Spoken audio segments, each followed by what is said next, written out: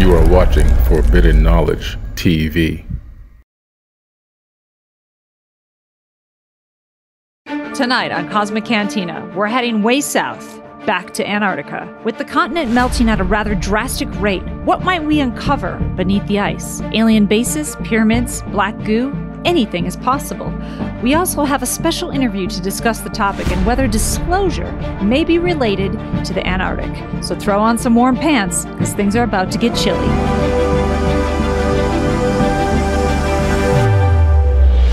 I'm your host, Melissa Tittle, and every week I go to my favorite bar, Cosmic Cantina, and kick back with my co-hosts, Josh Golombeski and Matt O'Connor. We talk about aliens, Bigfoot, ghosts, ancient cultures, and anything from the unseen world that needs a little illumination. Welcome to Cosmic Cantina. I'm your host, Melissa Tittle, and tonight I'm drinking a little bit of Kim Crawford, which is a Sauvignon Blanc. It's very smooth. What about you guys? She's a smooth lady. What do you got, Josh? Well, that sounds very nice, Melissa Tittle. I am drinking my new favorite kombucha, Strange Beast. Let me put that right in the camera. Bitch. Yeah, she's The good. I'm not booch. just drinking it because of the title, because it fits our podcast so perfectly, but it is really nice. That is what I'm drinking. Huh. What about you, O'Connor? I got myself a can of the ginger beers, the boozy ginger beers from Brookvale Union, Australian brand. It's got an awesome little freaking image on top there. And yeah, it's gingery, it's boozy, sugary, it's all the things. It's all the things. Yeah. Excellent. All right. Sounds All right, nice. guys. Thank you so much for dealing with the fact that we needed a 2-week break. As you know, we've been trying to incorporate video and with our podcast, and we love all you guys. Thank you so much for hanging in there. So tonight, we're talking about Antarctica, because Antarctica is hot, because it's heating up. I don't know if you know It this, is. but things are melting, and things are being revealed. So I'm going to go into a couple articles that talk about what has been revealed, especially during 2020, and then there's been a new drop of information in 2021, and I have a very interesting interview with somebody who has come back from an expedition of Antarctica, so this should be interesting. But what do you guys got for tonight? After the interview with your special guest, he brings up this idea of the black goo. It's been yes. pretty constant bad guy in a lot of pop culture, movies, TV, all sorts of stuff. And so I did a little bit of a deep dive on where that all came about. Yeah, All that's right. cool, man. Absolutely. I can't wait. Black goo, man. It's a great subject matter. Artificial intelligence, black goo. Well, I can't wait to hear what you're going to talk about, O'Connor. Me, I'm fired up right now because it is clear to this guy, this one man who's overly hyped about disclosure, that disclosure is happening. When people say, are we disclosure? Is this it? Are things being disclosed? The answer is yes, if you take the bird's eye view. And I'm going to break down the last year and the amount of events that have happened that are leading up to this June 1st deadline. Every event that's happened last year would be like the biggest UFO news of the decade, or at least a whole entire year. So I just want to go over this amazing timeline and 2 new things that happened recently in the last week that are just more evidence that we're getting slow drips of information leading up to some bigger moment, which may be June 1st. Ooh. All right. So I know that listening, you're probably thinking, how does disclosure fit in with Antarctica and black goo? Well, we're about to tell you. So let me start with my articles first. So during 2020, and of course we're going to post these articles, and you'll probably see them on screen if you're watching our video. I came across several articles about melting ice and certain things that are being uncovered. And I'm just going to go through them a little bit. I'm not saying that an alien ship has been uncovered, but they are interesting for what we're about to talk about in this interview. Okay, so the first one is hidden island uncovered in Antarctica after melting glaciers reveal its shore. It's also known as Doomsday Glacier, is one of the fastest retreating glaciers in Antarctica. The island is estimated to be 634,000 square feet, or about the size of UK's Windsor Castle. It's made of complete granite and has been buried underneath the thick layers of ice for many years. And then the next article, evidence of ancient rainforests in Antarctica points to warmer prehistoric world. After conducting a CT scan of a section of the core, researchers found a dense network of fossil roots. which was very well preserved. The sample also contained countless traces of pollen and spores from plants, including the first remnants of flowering plants ever found at these high Antarctic latitudes. Interesting. To get these conditions, scientists believe that 90 million years ago, the Antarctica continent was covered with vibrant, dense vegetation. 90 million years ago is a long time, but very interesting because most people that talk about Antarctica in this space talk about these huge crevasses that exist within the middle of Antarctica. They talk about hidden stuff underneath the ice, whether it's caves or possible pyramids or that kind of thing. So you have to think, like, yes, 90 million years is a long time ago, but throughout that period, a lot of different creatures, possibly human life, other kind of life could have lived there. So there might be a lot of other things to reveal in Antarctica. Okay, so March 20th, 2021.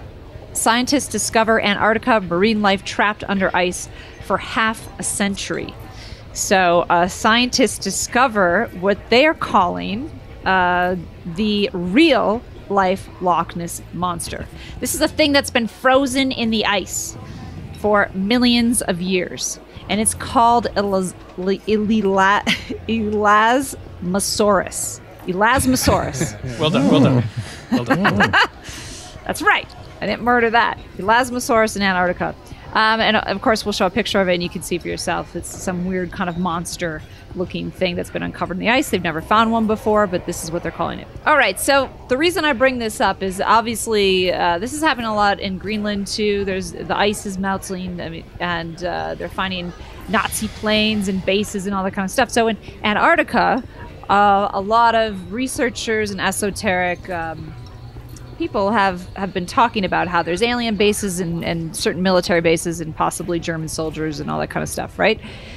But the reason I brought these articles up is that there might be some truth to it. So what I did is I interviewed Brad Olson. Brad Olson is the author of 10 books, including 3, which is a series called Modern Esoteric, Future Esoteric, and Beyond Esoteric. He award-winning author and a public speaker. He also funded a private trip to Antarctica where he continued his fascination and his research for some of these questions that he answers in his book called Beyond Esoteric. And we're going to show some of those images that he has kind of gathered through his research. What do you think is down there? I mean, there's tons of speculation, right? If these bases do exist, not just the ones that we know about, that apparently 50 countries have some kind of settlement there or some kind of setup. Yeah. Is there something below the ice that in your research you can somewhat verify, people like Linda Moulton Howe's Insider, that there's some kind of massive pyramid underneath, alien technology, some kind of ancient city, because there's a lot of interest down there. It can't just be because the ice is melting and they want to do scientific tests. There's only 1,000 people on the entire continent of Antarctica, and that's the 5th largest continent of the world. It's like 2 Australias combined. So the distances are vast, and there's just nobody there to witness. So if there was activity flying around, going to some of these under ice bases, nobody would even know about it. It is the place to hide out. So to your question about where they could exist or how, I suppose if you had enough money and let's say you're human based, yeah, people do have some secrets going on down there. Now, as far as I know, I'm the only researcher in this field that's actually gone down there and asked some of these big questions and was looking into this. And at the last live Contact in the Desert, I did a panel with Michael Sala and Linda Moulton Howe and spoke to both of them extensively about it before and after my trip. And Linda does get some good whistleblowers. I think Brian S. is the best one she's had. And he's the one that talks about the massive hole under the ice. And I did find out for sure there is a big no-fly zone over that region near South Pole. But it's a gaping hole about 35, 40 miles across. So big enough that even Admiral Byrd in these diaries, which are disputed for their authenticity, makes the assertion that he felt confident enough to fly a plane into the hole with enough room to circle around and come back out. Now, in my presentation that I give at conferences called The Hidden Anomalies of Antarctica, I show several pictures of what Antarctica would look without the ice. And there are fjords that travel for literally hundreds of miles if the ice wasn't there. And if there would be an ice dome, these U-boats could go great distances into the continent of Antarctica. And again, being completely undetected from the outside world. So who knows what they may have come across, perhaps even pre-existing ET civilizations. And if that were the case, then they would have allied with some of these ET groups that helped them thwart the attack from Admiral Byrd under Operation High Jump, where they were routinely beat and sent back 2 months into the 6-month operation. And reportedly a UFO came out of the water. Mm-hmm. They tried to shoot it down. They couldn't penetrate it, couldn't even get near damaging the craft. And in a demonstration of force, it sliced one of the ships in half, called the USS Murdoch. Mm. And it sank to the bottom with great loss of life with like a directed energy laser weapon. So this is 1946. And on the way back, Admiral Byrd said to a Chilean journalist that we would be confronted with an enemy that has the ability to fly pole to pole at incredible speeds. And this is in 1946, 1947. And Melissa, I don't know of any craft that can do that we're even told about, but perhaps in the secret space program, they've been backward engineering this stuff for the better part of 100 years. Mm. Well, speaking of engineering, there's something else you cover in your book that's really interesting. The black goo that was found on one of the islands of Antarctica. Talk to us about that. And I also include that in my Antarctica presentation, because way down south there, they call them the Pan-Antarctic Islands. So there's quite a few islands south of the Falklands and the South Shetland Islands, the South Sandwich Islands, southernmost island in that chain, which is kind of right on the other side of the Palmer Peninsula and Ushuaia, South America here, coming right on down, is an island called South Thule Island, Thule. We would have a tendency to call it Thule, but the Germans would say Thule. And it is of Norse legend. It's also the name of the Thule Society, which was an occult organization within the Fourth Reich or Third Reich. And the expedition that went to Antarctica, Melissa, the New Schwabenland expedition, has 2 oak leaves, and that is a symbol for occult. So they always had occult reasons from the beginning going down there. So then having this New Schwabenland base they wanted to protect, perhaps the backward engineered technology that the Nazis were working on made it down to these bases in combination with working with ETs. I know with the Vril Society, post-World War I, these long-haired women were channeling the Andromedeans and basically telepathically creating blueprints of anti-gravity, free energy, and massive spacefaring ships. So the Nazis had a huge, huge advantage and head start on the whole world, technology speaking. And then they're the ones that went to this island and they found this black goo? Well, that could be that the Nazis were there, but it could even be earlier that it was discovered. So the South Thule Island, which is pretty close to Antarctica and is frozen year round, and it's also masked, a portion of it. You can't even really see it on Google Earth. And I think that's where the caves were. So there were caves that were discovered there, and it had this black goo. And what is black goo? It is sentient tar-like substance, which is a form of AI, artificial intelligence. There's 2 kinds of black goo I understand. One is indigenous of this earth, and another is what was found on Thule Island, which was brought here from extraterrestrials and stored in a frozen rotunda. So data points on this, and this is how I collect and put together these mosaics with the most commonly referred to narrative of who brought it and why. And it was because there was a giant explosion on Toba Island, the Toba explosion on Sumatra Island in Indonesia about 74,000 years ago, which created a nuclear winter, and most humans on the surface planet died. There were so few of us, you could fill in the largest football stadium with all the humans on the planet. So at that period, because the surface was meant to be humans, that the black goo was deposited there by benevolent ETs, that in the event there was an alien invasion to be taken over by another hostile species, just getting rid of the humans, they could rapidly clone us and keep us here. That's the backstory from numerous sources. Okay. So the black goo had been studied very carefully, very cautiously, only in a base down there. And according to some of these people who researched this in England, with Miles Johnston on the BASIS project and Harold Kotzvela in Germany, say that the real reason the Falkland Wars was fought was because, and it shows you on Wikipedia, 2 sailing forces, and one of which went to the southern islands, the other went to the Falkland Wars, and that's what we hear about. But I remember when I was a kid hearing about this, it just never made sense. Why are they going down there?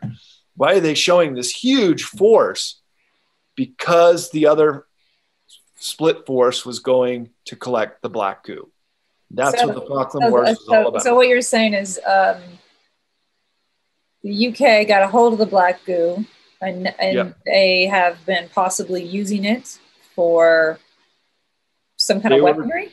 They took it back to Marconi Laboratories in London to try to backward engineer it, to try to learn about it, to perhaps use it for cloning with MI6 and their alphabet agencies they have as well as we do.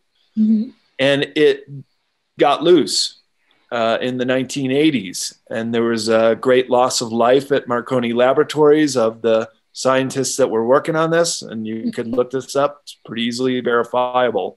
Right. They won't tell you much about the black goo because that part of it is still being kept under wraps. But that sources that were warning about this ever getting loose made a very dire warning to humanity. If the black goo ever got loose, it'd be a big problem for us to collect it all and put the genie back in the bottle and take it back to southern Thule Island and leave it frozen where it can't do any damage. But it's out. You're saying it's out.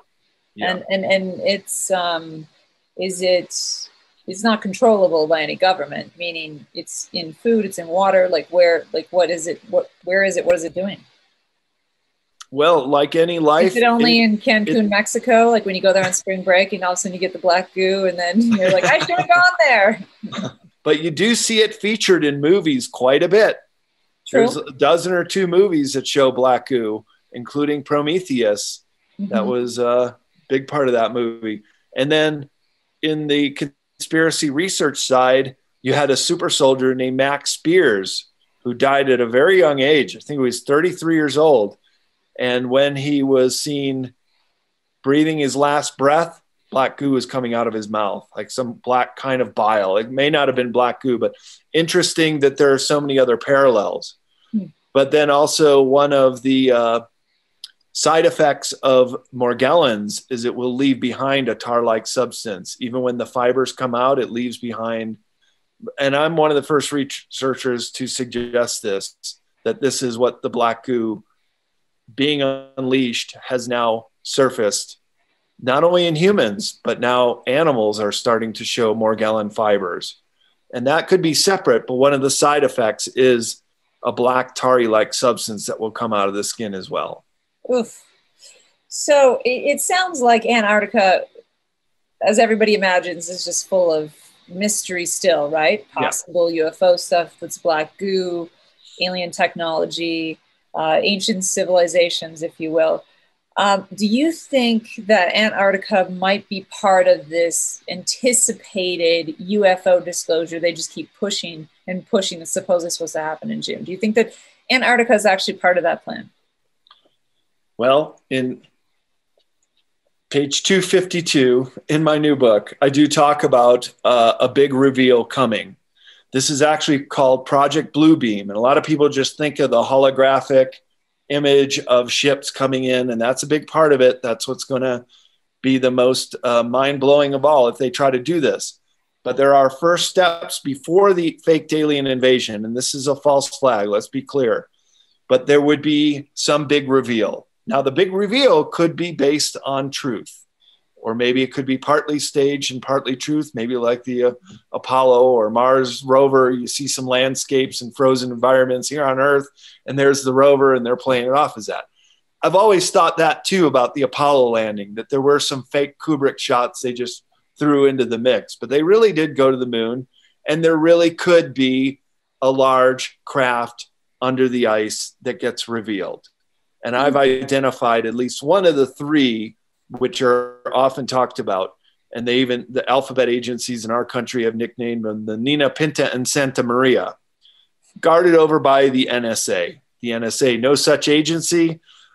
They're more notorious for what Edward Snowden said they were doing, spying on all of us, which they do.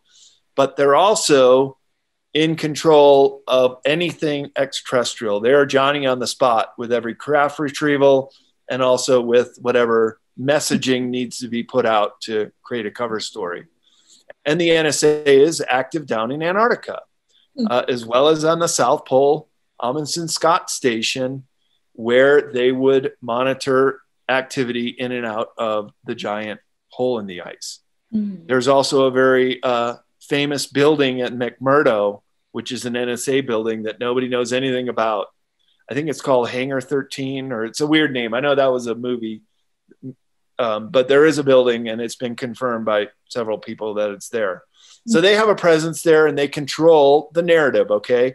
So anything this big on this scale, you got to understand this is being manufactured. And we've known about this thing for a long time, decades really, this craft under the ice.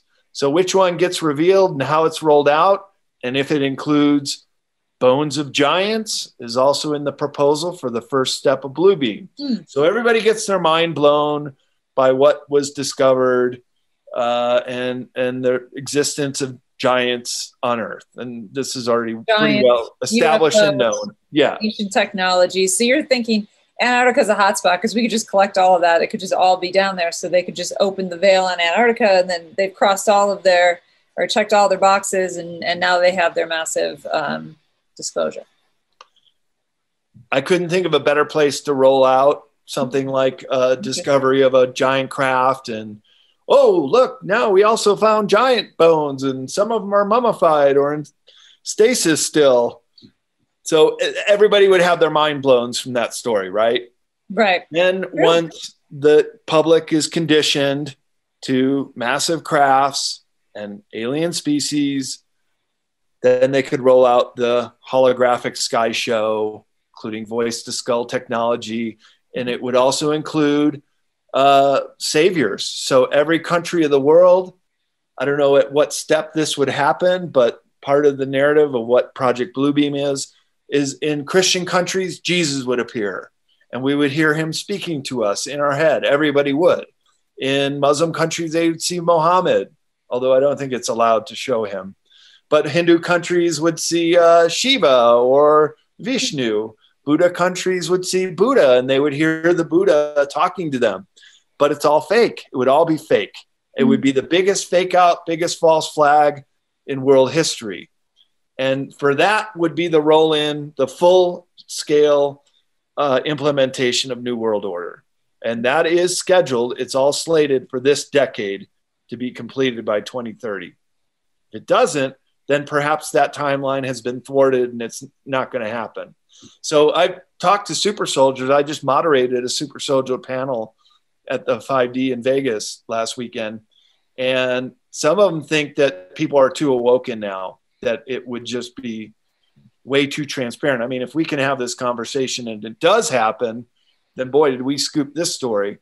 But probably because so many are awoken and know about it, and I write about it in my book, and people talk about it at these conferences, that cover's blown. Yeah. Right. And maybe it won't ever happen. Thanks for joining us, Brad. Oh, you're very welcome, Melissa. Thanks for having me on, guys. Really enjoyed it. You guys, wasn't that fascinating? Like the whole idea with the black goo and possibly this is part of Antarctica as part of this massive disclosure. Ooh, I'm all in on Antarctica and black goo. I haven't really researched a lot of black goo stuff before, so I'm interested to see what you're going to bring up, Matt. But I found that super fascinating, and especially with it being part of the disclosure movement and the nearing disclosure, as I like to call it, and the fact that it could be more than just UFOs, maybe giants and ancient civilizations and underground bases. The whole thing is fascinating. What about you, O'Connor? He didn't mention this, but it reminds me of like when people like talking about different places where there could be like these ancient viruses that are under the ground, that are being like defrosted and then soon to be released. Maybe that's where some of this black goo stuff comes from as well. The Thing. Yeah. But yeah. Ooh. It's The Thing is one of my for sure. favorite movies of all time. Right on. Awesome. All right, Matt.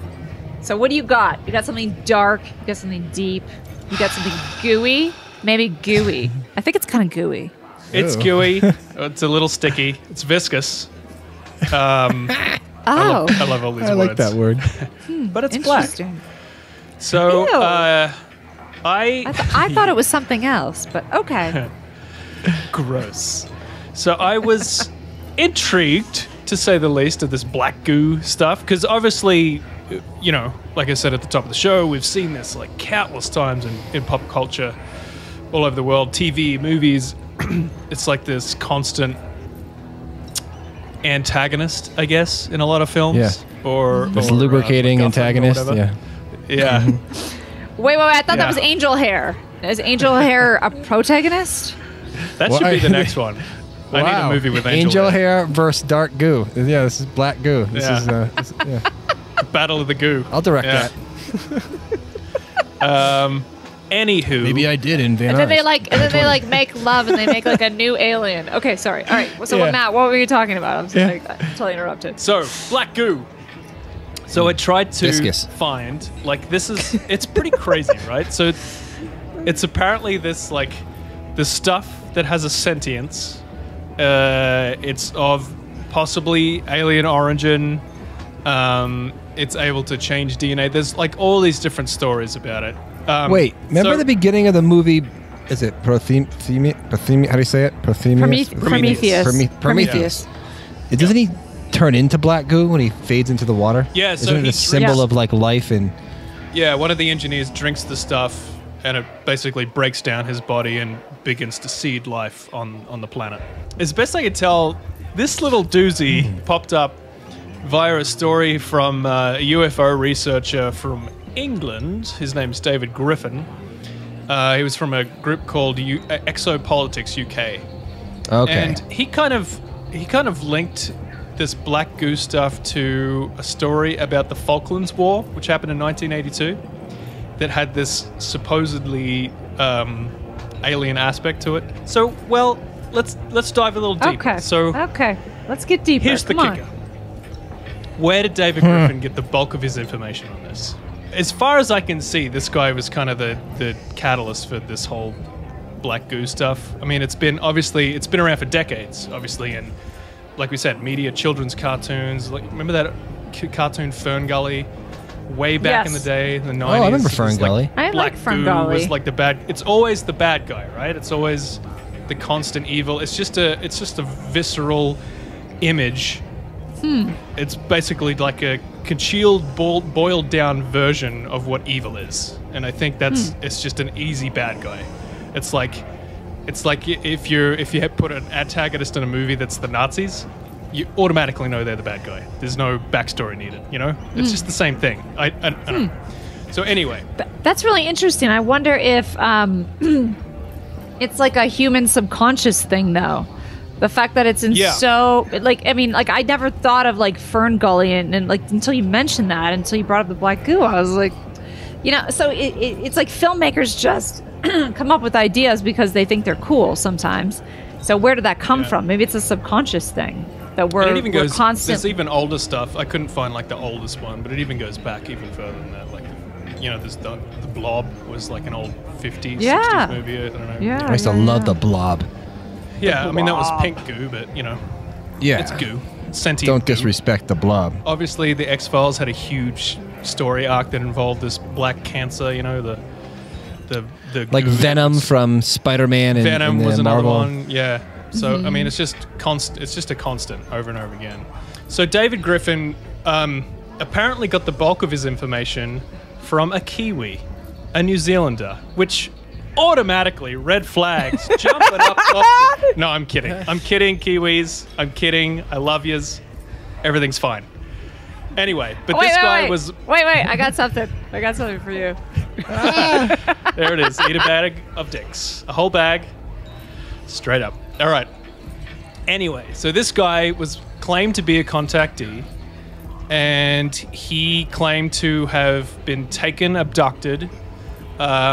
He was taken to this blue alien planet, which is apparently called Haven. It sounds like a place. Sex island, you know, like he sounds like a- too. It sounds like a place where you Haven. buy weed. Like, I'm gonna go to the Haven I know. and Yeah. get my weed Oh. gummies because I'm out. Get some edibles. Yeah. Yeah. I like it. We should start Yeah. that. Anyway, write that down. Or orgies. So, One of the two, yeah. weed and orgies, yeah. So, What? so he was taken to this planet, and he was basically shown, like we've seen many contactees talk about, showing these images of wars and stuff. One of the wars he saw was apparently he recognized as the Falklands War, and then saw the subsequent storming of this alien base on the island. So this is basically where it comes from. Blue alien base. So apparently they took the black goo from there and brought it back to the UK to test it and stuff. And the story goes that it was brought back to this Marconi defense contractor in the UK. Now, this is an actual thing. So back in, I have the article here, so I'll post these articles as well, like we always do. But this was an 87 article in the Associated Press. And it's talking about how there's these baffling mystery dead scientists kept popping up that were kind of all working for the same company. So there was all these scientists. I think there was 6 of them all up. 4 of them committed suicide in various ways. There was one guy who, the craziest one was he filled his car full of tanks of gasoline and drove it into a building. I think it was like a restaurant that was empty at the time, and exploded himself. Another guy tied a rope around his neck and drove it, and the other end to a tree, and he drove his car and it basically decapitated him. Wait, hold on a second. All 6 scientists were working at the same lab. That apparently that's where this story says the black goo went to. Yeah, there's no evidence to say that this black goo went anywhere, but I don't know why people the link evidence this. that the 6 scientists died of Yes, weird this is true. circumstances is This true. is a real thing. Yes. Okay, So this got is it. legitimately weird. Even though these guys, like the company said, these guys were working on separate programs for separate companies under Marconi at separate locations within the company, it's still kind of weird. Like, they still said, like, we should probably look into this, but they couldn't find a connection between the guys. Legitimately weird story about these guys all killing themselves. Like, Yeah, that that's is kind of super weird. weird. 6 guys within a really short period of time. And as far as this document goes, I think they said 2 of them they didn't even find. Like, they went missing. So that was kind of weird. So wait, hold on a second. Well, what are they working on then? There was a bunch of different stuff. So Yeah. whatever they were working on, here's So the thing. they weren't all working on the same. That's what they said. They weren't working on the same project. Some of them weren't even in the same area, in the same location. It was like obviously secret technology. You know, they're a defense contractor, so you could say whatever it was. But this is again, this is from the Marconi, their official statement. So take that as you will. If you don't trust the company, then I'm sure they have their secrents.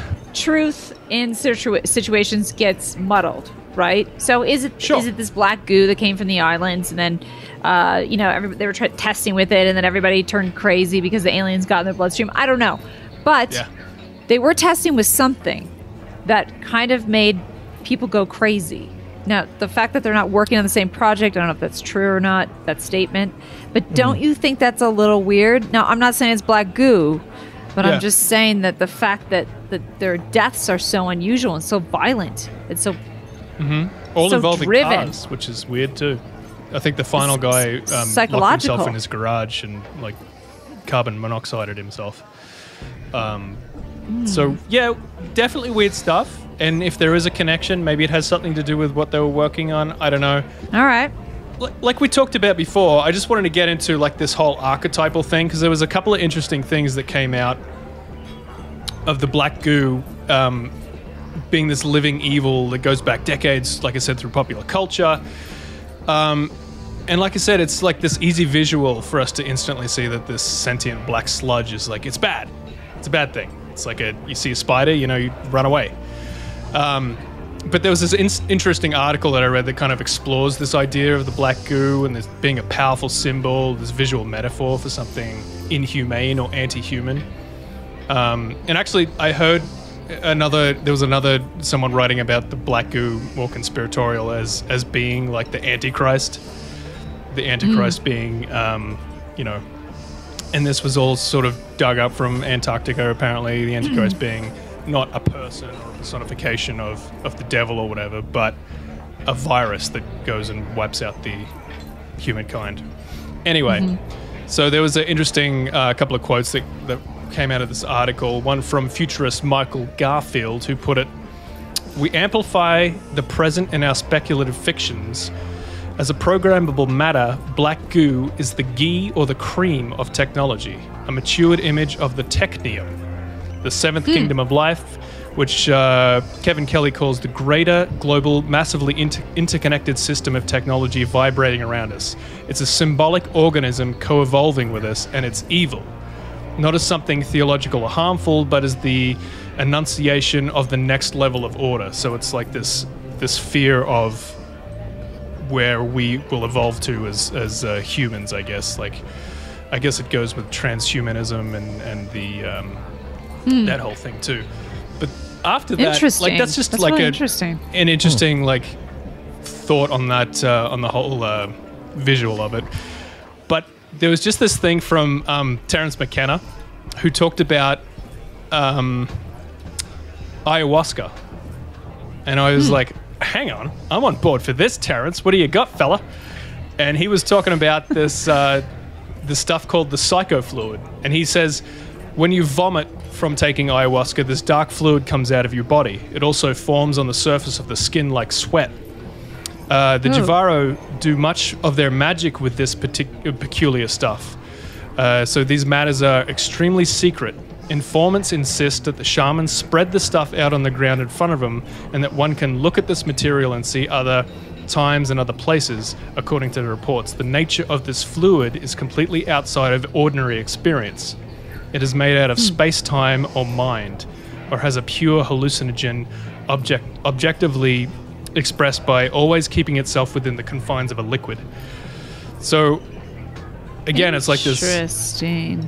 Yeah, it's like this like ancient, like, you know, sentient liquid that's kind of like the building blocks of consciousness or whatever. I don't know. It's just, it was just a weird connection. I don't think it has anything to do with really black weird. Yeah. I mean, I don't remember when I did ayahuasca. I mean, I puked up a lot, but I don't remember being like, oh, it's black goo. Yeah, right. Yeah. And I don't think it's specifically black. Like, it could be any color, really, but I don't know what color the vomit is. I've never done it, so anyway. It's a very interesting connection, though. As if whatever that black goo is, I mean, we just think about the subject matter. It's in all of us. But how to harness the power of what that is maybe what this is all about. And who has the power to do that? I mean, I don't know. I love all the psychological, philosophical points of view that you came up with. That's cool. Yeah. So that's where I'm at. Interesting. Well, but apparently, according to the government, there is some disclosure happening, and that's one thing that Brad mentioned in this interview, was that maybe Antarctica is part of, like, that is going to be the point. That's the PowerPoint of which disclosure will happen. Josh, what do you got, butt probes? Eat a bag of dicks. That interview was awesome. And I couldn't find anything new on Antarctica, but the disclosure part of it really got me because I've been thinking about disclosure a lot lately. I mean, I think about it a lot, but even more so lately because of recent events. But I just wanted to do a quick check on the timeline of like, okay, what's really happening right now? I'm really big into cryptocurrency, and one thing you always do in the moment is you pull out and you look at the charts from like a year, not like a week or a day, and you really see what's going on. And you get a clear picture of what's happening, if a coin is working or not. And I've kind of applied that to disclosure. And if I really look back over the last year, especially, you could see a massive increase in news, like real news, not just sightings. We don't know, like this, if there's more sightings or not, that's debatable. But there's more news or more dripping of disclosure happening. So let me take you on a quick ride. First of all, when people look back in time, they're probably going to say, disclosure began December 2017 when the New York Times published that article about ATIP, a secret government program called the Advanced Aerospace Threat Identification Program, threat, the key word in there, that was studying UFOs for the government. And we knew right then and there the government took the phenomenon seriously and had been lying to us. So that's why I have a hard time trusting Luis Elizondo. So that same year, 2 years later, we get the show Unidentified Season 1, which was actually well done, but again, it was threat-based and scary. 2020, on April 27th, the UFO videos of the three videos of the GoFast, the Gimbal, and the FLIR video are all officially declassified. They've been out in the arena for a couple years, but they weren't officially acknowledged by the Navy, and the Navy officially put them on their website, said, yes, these are UAPs, we don't know what these are. Going forward, that same year, June 19th, 2020, this is what President Trump at the time said to his son who was interviewing him. His son asked him vaguely about Roswell. Trump responded, I won't talk to you about what I know about it, but it's very interesting. I wasn't trying to do a Trump impersonation there, just to be clear. I'm disappointed. I'm not good at that one. Same year, August 4th, 2020, the government officially formed the UFO Task Force, which I just want to read exactly what they say on their site because it's real and it's important. The Department of Defense established the UAPTF to improve its understanding of and gain insight into the nature and origins of UAPs. The mission of the task force is to detect, analyze, and catalog those sweet UAPs, I didn't say sweet, that could potentially pose a threat to U.S. national security. So that happened 2020. Ba-bang! Same month, on the 22nd, Unidentified Season 2 drops. Episode 4 is my least favorite episode. It's called Planetary Threat, where they really push through that threat agenda to really make you scared of UFOs invading our airspace. Ooh. TTSA. December 8th, 2020. Okay, so by the way, the UFO Task Force on August 4th, 2020, that would have been the biggest news of the decade in the 80s or 90s, like for UFO culture. Like, that's a huge deal. It's a big acknowledgement. It just all was dropping during the middle of COVID, so people were just like, what, aliens? They kind of made a joke about it and moved on. But it gets crazier. December 8th, 2020, the former space security chief, basically, Haim Eshed, I believe is how you pronounce it, came forward and said there's a galactic federation of aliens that we are in. This is what he said. He said that cooperation agreements have been signed between species, including an underground base in the depths of Mars. I know we've covered this, but it's important to reiterate. There's an agreement between the U.S. government and the aliens. They signed a contract with us to do experiments here.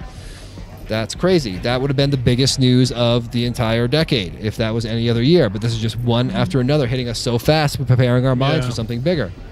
January 10th, also, 2020. Go on. Just to pull you up there, big guy. This year, well, I guess 2020 in general was fucking insane, you know? Yeah. So dropping this shit on top of the pandemic, on top of everything else that's happening. Politics, all that stuff. It gets kind of, all the politics and all the nonsense. It does tend to get lost in the ocean, you know? Yeah, but that's where you think to yourself, okay, well, it's not like they just discovered that they're real in the last couple months of 2020.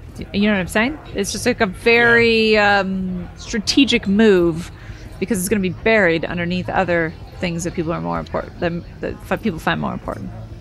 Yeah, the timing's interesting. Why'd they wait to COVID to do it?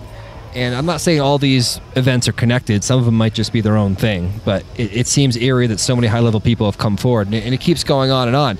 And I'll quickly go through all the ones leading up to the last two in the last couple of weeks, which are just, I think, profound. And one of them, honestly, would have been the biggest news ever about UFOs. And I'm surprised it's not catching more fire. It's just not, because we're used to it now. But then we had the COVID bill came out. And in the COVID bill, there was an amendment for the UFO task force to present information in 6 months in June. This came out in January 2021 of this year. That is a huge deal. That, again, was another gigantic moment. They have to come forward with all the information. That same month, 3 days later, the CIA dumped a bunch of documents about UFOs. Most of them were mass sandwiches. It wasn't really, there were fun stories, like with Russians and RPGs and shit. Like, it was awesome. But like, none of it was like profound. But still, they dumped it in January, right after the bill was signed. Then, in February, the Harvard professor, Avi Loeb, the astrophysicist, comes forward and talks about how that flying turd that went through our solar system like 3 or 4 years ago, like the giant, I can't pronounce it, some Hawaiian name that means scout, which is, I think, funny because that's another term for a poop. Yeah. You know, some Moana rock was flying through the sky, and he was saying that shit was aliens. I mean, have you ever really read what he said? He said, "This is what he said." Yeah, but it was like space junk. Yeah. Well, he said it's nothing less than humanity's first contact with an artifact of extraterrestrial intelligence. Yeah. I mean, Harvard professor just dropping that. Let's just ignore that. Let's not talk about that. That think same month, 2 days later. Go on. He was shut down pretty quickly by other astronomers. That was ridiculous, but that's bound to happen. Yeah, but of course, but still, like, I mean, he didn't get into Harvard because he's a dumb guy. And he's not going to throw away the fact that he's done all this research because, you know, he just wants to. Do what? Be part of the government conspiracy chain? I don't know. I think it's a different. Right. I just got his book, by the way. I haven't finished reading it. So he's trying to sell a book, but like, unless he like owes money to the mob or something, like, why is a Harvard professor like? Right. He's not going to go out on a limb for that. It should be taken seriously at the very least. Could he be wrong? Of course. But all these things together, are they all wrong? No. And it gets crazier. It gets crazier and crazier. And then all of a sudden you're selling beer to Martians or like blue people. Hey, so you know what happened? Brewery and served aliens. I'd love that. Yeah. You know what Randy Kramer forgot to tell us was that what happened at the Falkland Islands was that they showed up with a bunch of beer and they're like, "Give us the fucking goo, and we'll give you the beer." And it actually went smoothly. It actually went smoothly. We just made it this whole thing that it was this big war, but it wasn't. It was too ridiculous. We won. Yeah, we had to cover it up. Yeah. And we won. Okay, ready? Accelerates. Bang. All of a sudden, there's UFO patents being talked about all over the news about, the headlines are, the U.S. Navy has patents on tech it says will engineer the fabric of reality. And there's all these crazy patents about UFO, basically reverse engineered, what do they call them? Hybrids, aerospace, underwater craft, compact fusion reactors. All this stuff came out in mainstream news that the Navy has patents for, which is all very reverse engineered UFO-y in my opinion. Then boom, March 2021, this month, Senator Rubio goes on Fox News and says, like, yeah, UFOs are flying over our bases and nuclear sites, and we got to understand what's going on there. That was this month. Again this month, huge news. I think probably some of the biggest UFO news ever, not from an event standpoint, not like the Phoenix Lights or some sexy Nimitz incident, but just someone coming forward of high ranking and saying something about the UFO phenomenon. The Director of National Intelligence, well, the former technically, because he was just Trump's, not the new one, just came out on Fox News and dropped some stuff that is really shocking. I posted this on our Facebook site, but here's just a couple things he said that just would just kind of shock you that this isn't bigger news and more people know about it. So this is what he said. Ratcliffe said there have been objects observed by U.S. military craft and satellites that have achieved forms of flight that would normally be impossible with any known human technology. I can't understate the word satellite in there because no one's come forward and said we've tracked it on our satellites before. That's the first admission, I think, by anybody of any power to say that. That's a big deal. And Nick Pope also, that's where I got this from. Nick Pope went off on a podcast and on Gaia News about that. And I just thought that is profound. No one's ever admitted that before. So this is what else he said.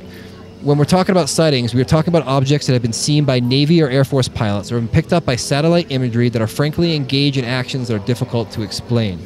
We cannot replicate them with our technology. So that is just huge news. that feels like it's leading to something. Because why would he say that? He goes on to say he really wanted to get it out before he left office, but he couldn't. He couldn't get it together quick enough. And he thinks what's going to happen in June is going to be a big deal. I mean, he basically informed the information coming out is going to be a huge deal and it's going to cause an impact, which is cool. I was like, well, that's the director of national intelligence. Like he's a big deal. Also this week, a smaller story, but this is the last thing I wanted to say is there was also just a recent article that came out about how a bunch of ships off the Pacific coast, a bunch of warships were tracked and harassed by what they were calling drones for like 3 days, flying and matching the ship's speeds and flying over them like crazy. And they have no idea what they are, where they came from. I didn't see the word Tic Tac in there, so I'm not sure if this is alien or just real drones, but it's just an interesting other article. Of course, Dr. Stephen Greer was all over that and called it just fear-based propaganda, and that's what I'm worried about. So the big picture here, guys, is, in my opinion, we are heading towards disclosure. June 1st in this month, whenever this information comes out, even if it gets delayed, is going to be significant. Will it be like everything we wanted? Probably not. Could it be? Maybe. Could it be paradigm shifting? I think it's a probability. I can't, obviously, I don't know what's going to happen, but it feels like clearly if you just pull back and look, we're building towards something. There hasn't been that many stories in a row ever, really. Maybe in the 50s and 60s when this shit was really hot, but this is a big deal. And I just, the evidence is there. Like, I'm confident to say this is disclosure. We're in the middle of it. It's slow drip. Now it's just about whether it's going to be threat-based or it's going to be hope-based. And from the looks of it, it's going to be threat-based. Yeah. I mean, we talked about Project Bluebeam, obviously, but I think it is still an idea that has legs, you know? Like the whole, like, using some sort of threat, alien-based threat, as a catalyst to be like, all right, we're gonna have to bring in some new rules here, guys, and we're all working together now. Yeah. I think to weaponize space, to keep the military-industrial complex working hard. Yeah, this is. It seems. I don't know. Like, I don't know. I want a fun disclosure where we're skipping and high-fiving aliens and having picnics and inviting them over for dinner. Like, that's what I want. And like, butt probes. And butt probes. But, you know, but consensual butt probes. You know, it's fine. Yeah. You know, no insectoids getting near my ass, but a sexy, you know, Palladian. We'll talk about it. I got to check in with the wife first. Or a Nordic. Or a Nordic. Or a Syrian. Those are my people. I don't know. All right. Okay. All right. Stop it. Stop. All right. Enough. This isn't Bumble for who gets to butt probe you. All right. I don't think you get a choice. Ooh, there's a new avenue right there. Alien OnlyFans. Alien Bumble. All right. If somebody starts that, we need to take credit for that. But I think that another point to that is, yes, I think we're building up to something. Could it be that massive disclosure be in Antarctica? Of course, Brad was saying all of this stuff that we've been building up to, you know, whether Bigfoot exists, and giants, and aliens, and all this kind of stuff. It's all going to be revealed because it's all there in Antarctica. I don't know if that's true or not. It's an interesting story. I think that the idea that not only is there a slow drip disclosure, but ice is slowly melting and revealing new parts about Antarctica, whether it's scientifically or in the government conspiracy space. I think that there is some weight to what might be happening in Antarctica. So, with that, I hope you have a good night and be safe out there. And get a mug like this. Eat a bag of dicks. And goodbye.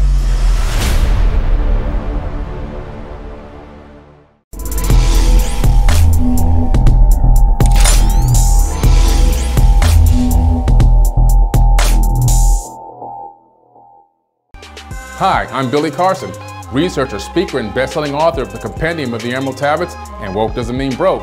I'm inviting you to join me on forbiddenknowledge.tv to enjoy hours of great programming, learn the secrets of ancient Egypt, unexplained structures on the moon and Mars, financial literacy, holistic and healthy lifestyles. Go now to forbiddenknowledge.tv and get 3 days free.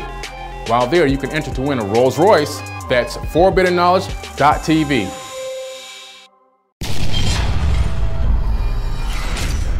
You are watching Forbidden Knowledge TV. Hi, my name is Billy Carson, and I'm the president of Forbidden Knowledge. We have an amazing investment opportunity here for anyone who wants to buy shares in Forbidden Knowledge. The money that's generated from this crowdfunding platform is going to be used to bring on a new content acquisitions partner.